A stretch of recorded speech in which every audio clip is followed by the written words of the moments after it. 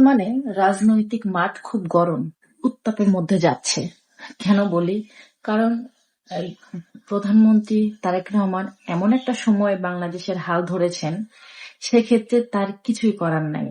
এদিকে লোডশেডিং, অন্যদিকে budget issue বাড়ছে, দ্রব্যমূল্যের দাম তো কমার নামই নাই, আরো বাড়তেছে।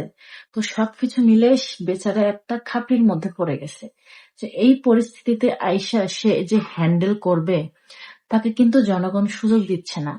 এর মধ্যে এইখানে আবার দোষ ধরার জন্য লোকজন আছে, হ্যাঁ, এনসিপি, জামাত সহ আরো কিছু গ্রুপ আছে।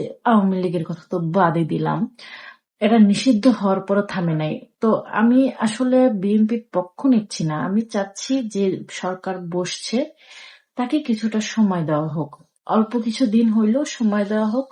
হতে পারে সে কিছু করে দেখাতে পারে, যেহেতু 5 বছর মেয়াদি সে বসছে, তাকে যদি আমরা কিছু দিনের জন্য টাইম দেই, সে কি করতে পারে তাই দেখবো। আর বিগত দিনে যা হয়ে গেছে, আওয়ামী লীগ যেভাবে তার সরকার গঠন করছে বা যেভাবে দিনের পর দিন স্বৈরাচার শাসন করে গেছে, এটা তো আর পারবে না, এতটুকু তো শিওর থাকতেই পারি আমরা। তো সুযোগ তাকে দেওয়া উচিত। আর এতবার তো বাড়তে পারবেই না, এই ব্যাপারেও আমরা নিশ্চিত।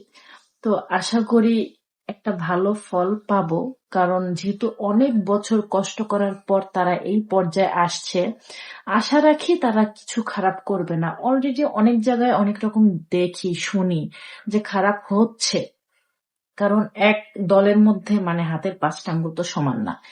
বিএনপি মানেই যে 5জনই খারাপ, ব্যাপারটা এমন না, এর মধ্যে তো ভালো খারাপ মিক্স অবশ্যই থাকবে। কিন্তু দলের নেতা হিসেবে জনাব তারেক রহমানের কাছে আমাদের আহ্বান থাকবে, তিনি যেন সব মোটামুটি হ্যান্ডেল করতে পারে। কারণ বাংলাদেশের মানুষ কিছু হইলে ইদানিং রাজনীতিতে হোক, অন্য কোথাও হোক, সে আন্দোলনে নামে। এই জিনিসটা আমার কাছে হাস্যকর লাগে। তাই বলবো, আপনারা সবাই একটু ধৈর্য ধরেন, সব ঠিক হবে, ঠিক হবে।